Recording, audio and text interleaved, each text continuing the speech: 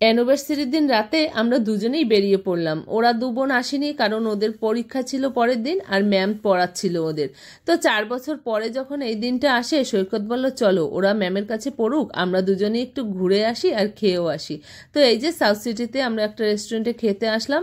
অনেক রকম খাবারই অর্ডার করেছিলাম, কিন্তু খাবারগুলো মোটামুটি ছিল, খুব একটা ভালো ছিল না। তাও অর্ডার যখন করেছি মোটামুটি খেয়েই নিলাম। আর এই যে ডেজার্টটা অর্ডার করেছি, দেখতে খুব সুন্দর আর খেতেও মোটামুটি ভালোই ছিল, কিন্তু খুব মিষ্টি ছিল। আর এই যে সব খাবারই খেয়েছি। আর ওরা আমাদের দিয়ে একটা কেক কাটালো আমাদের অ্যানিভার্সারি উপলক্ষে। তো কেক কাটা শেষ, তারপর সব খাবারই দুই বোনের জন্য নিয়ে চলে আসলাম বাড়িতে।